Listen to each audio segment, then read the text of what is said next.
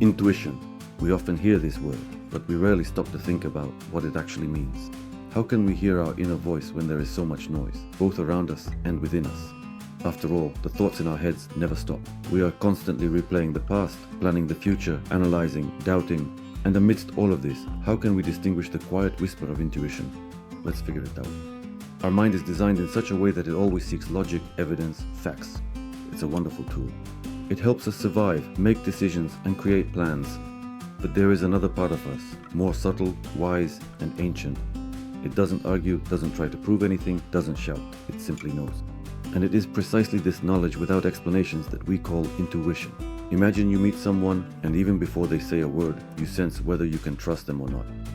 Or you're about to make a decision. And suddenly, a feeling arises inside. This is the right way. No arguments, no evidence, just a feeling. That is the voice of intuition. But how can you hear it when your mind is filled with thoughts? First, slow down. Intuition does not manifest itself in a rush. When we're running around, when we're in a hurry, when we grab our phone every minute, we simply don't leave ourselves any space to hear something deeper. Try at least once a day to stop for a couple of minutes. Take a pause, close your eyes, take a breath in and out, and ask yourself, what am I really feeling? Second, distinguish between the voices of the mind and the voice of intuition. The mind speaks loudly. What if you make a mistake? What will people think? How does it look? It always operates with words, logic, and fear. But intuition is quieter. It's more of a bodily sensation, lightness or heaviness, calm or anxiety. It's as if the body reacts faster than the brain has time to explain anything. Third, trust yourself, because often we hear our intuition, but immediately start to drown it out. Yeah, that's silly, I just made it up. I need to think logically. And then, after some time, we realize that I actually felt it right. Each of us has had stories like that.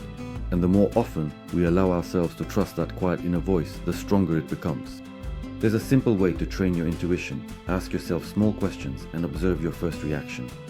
For example, do I want to go to this meeting? Don't think about it for long. Don't analyze. Just listen to your body.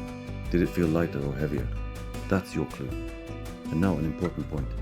Intuition doesn't always give answers instantly. Sometimes you need to wait, especially if the decision is important. Just ask the question and let it go. Don't dwell on it. Don't keep turning it over in your mind. The answer will come on its own as an unexpected thought, a dream, a sign, or a feeling. But for that, you need trust. Another way to hear yourself is through silence. We're so used to noise, music, conversations, news, social media. But try just once to spend an evening without all of that. Just be with yourself, write your thoughts in a journal, listen to your breathing, take a walk without headphones. It's in these moments that intuition becomes especially clear. Intuition is not magic, it's our inner wisdom, accumulated through experience, feelings, and the subconscious. It's always there with us. The only question is whether we allow ourselves to hear it. Try it today. When you're faced with a choice, big or small, don't rush. Pause, feel, and trust yourself, because your inner voice always leads you to where your strength, your joy, and your path lie. Support the channel with a like, a comment, and a subscription. It helps the channel grow. See you next time.